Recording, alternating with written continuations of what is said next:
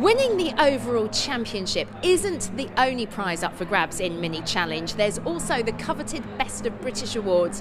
One of the sponsors of that is DNA Tuning, and from DNA Tuning I've got John with me now. You're heavily involved in Mini Challenge anyway. Just tell us a little bit about what the company does. What do you do? We offer a standardised map for the series to bring the cars closer together so they can actually race a lot closer, and also look after the diagnostics throughout the grid and any issues any of the teams might have. Yeah. We tune the cars at the start of the season, then throughout the season we're constantly monitoring all the cars, try and keep it as level as we can. And finally, why is it so important to be part of the Best of British Award?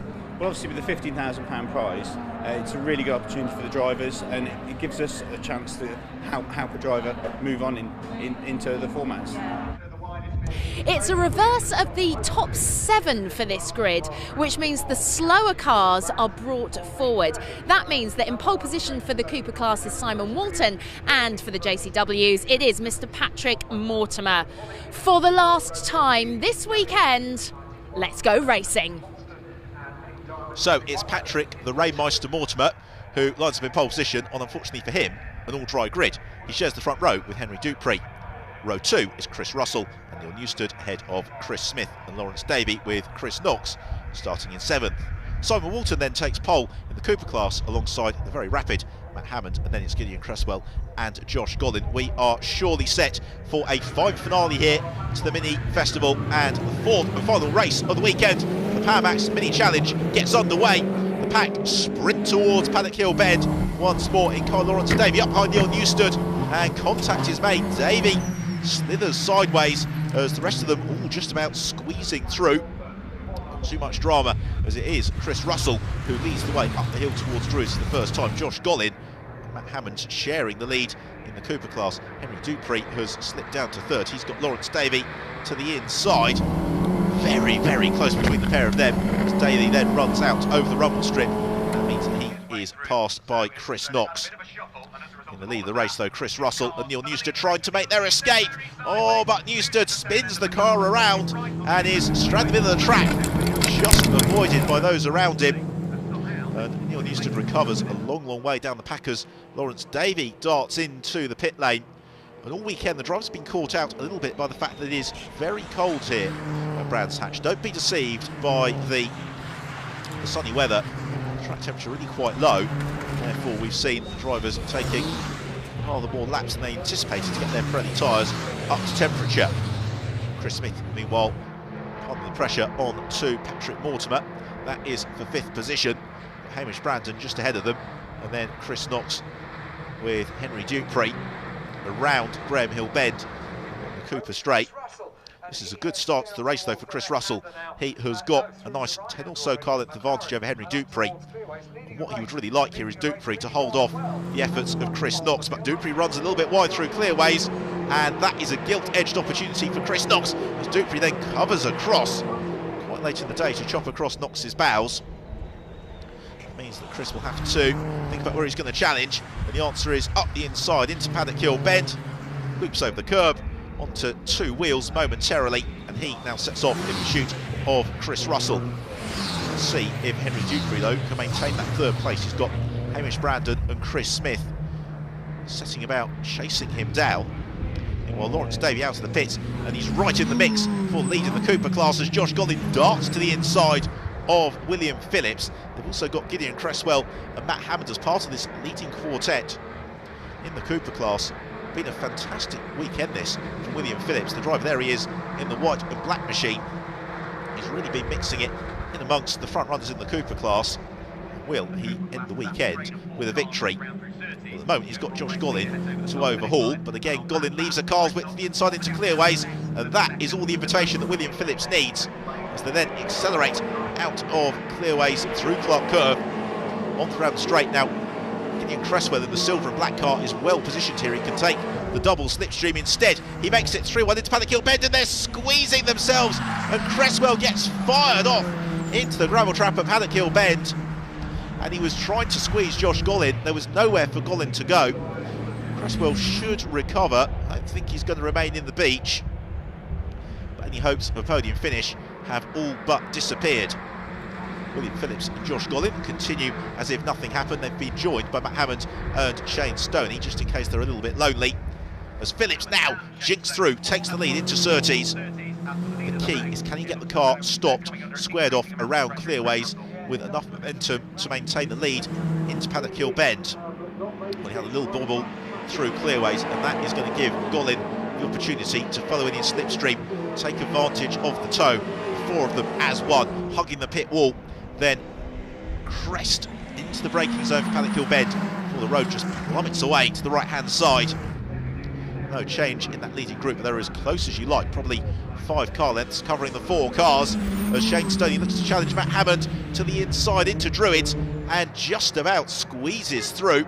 It's a nice move there from Shane Stoney. Ricky Page now making it a 5-way scrap in the Cooper class, as he looks to follow in pursuit as well as around Graham Hill Bend and along the Cooper Straight. William Phillips leading this queue, and if Phillips is able to break clear, that will be a remarkable performance, because it's often said in the mini challenge, in a group like this, the last place you want to be going to the final lap is first, because it leaves you vulnerable to attack from all sides. Phillips instead is sitting about just trying to ease clear, 10th per second upon 10th per second, lap upon lap. Looking to the inside line and riding the curb, gaining the place. Josh Gollin just ahead of Shane Stoney, while Chris Russell has been passed by Chris Knox ahead of the field. Russell though staying with Knox, and then it's Chris Smith who's moved up into 3rd place ahead of Henry Dupree and Hamish Brandon. They've got Luke Cordell, who else, closing on their tail, and Cordell looking to make amends for that uncharacteristic error that saw him pitched out of the penultimate race of the weekend. Well, William Phillips has absolutely checked out here, which is exactly what he wanted to do. We've still got these 4 cars fighting hammer and tongs for 2nd position in the Cooper class, and they're about to be swamped by the battle for the lead of the race overall. It's going to be quite hard for Chris Knox to find a way through this lot if they're 3 wide into Paddock Hill Bend. I don't think it's going to be a concern this time around for Knox, but certainly on the next occasion he can find himself very much in the thick of the action. So they all swoop downhill. There's just a little bit sideways possibly there from Josh Gollin. It gives Ricky Page the opportunity to roar alongside as they come up out of Paddock Hill Bend into Druids, out over the curbs from Ricky Page. And now here comes Chris Knox, who jinks the inside of Matt Hammond. That's one of the Cooper class cars disposed of. The other 3 are making that impossible target, almost 3 wide into Surtees, and Chris Knox doesn't know where to go. It's going to give Chris Russell a golden chance to possibly challenge for the lead of the race. At the same time, if Russell goes for a move over Cookson, he's going to end up skittling a good number of Cooper class runners. Now Knox sees the opening to the inside along the Brown Straight, but he's not been seen by Josh Gollin. Now he has. So Knox and Russell dart through to the inside. Lawrence Davies, recovery drive continuing as he is able to successfully squeeze his way past Patrick Mortimer, as Chris Knox has been finally, in the late stage of the race, able to shake off Chris Russell. There's Russell, he's about 2 seconds back, but that is going to be a near impossible task to make up, because through Clearways for the final time to cap what has been an emphatic weekend here at the Mini Festival for Chris Knox. He accelerates through to take yet another victory in the 2014 Power Max Mini Challenge. So it's Knox for the win, with Russell in 2nd place and Chris Smith through to complete the podium. In the Cooper class, William Phillips crowns a weekend of feisty and fast performances with a win, and he is absolutely overjoyed with that, receiving the applause of the crowd as he finished ahead of the group behind. So Chris Knox taking the win from Chris Russell, and Chris Smith helps me call Chris to be on the podium. Luke Cordell up to 4th. In the Cooper class, it was William Phillips who won it from Ricky Page and Josh Gollin. Shane Stoney rather shuffled out of that group to finish down in 6th place. Well, the models on to the rostrum. It's time for the drivers to savour the glamour of the Power Max Mini Challenge and the Mini Festival. The final trip to the podium in the 2014 running of the Mini Festival, and therefore the opportunity to let rip with the champagne. William Phillips and Chris Knox celebrating on the top step of the podium. The pair of them have had a very fine weekend's racing. So as the grid girls make their escape, it's time to celebrate for the final time. It's been such an up and down weekend. I mean, we've struggled on power through testing and Saturday, and then getting second, but having it taken off of me. It's been an up and down weekend, and a lovable one at that. I'm just so happy that I've shown myself as a driver, and I've got up to where every driver wants to be first. Yeah, some fantastic racing. I've had a particularly good weekend racing Mr. Stoney. Some great overtaking, all clean racing. Fantastic. Couldn't ask for much more. Apart a standard chairlift would be nice, but that's my only complaint.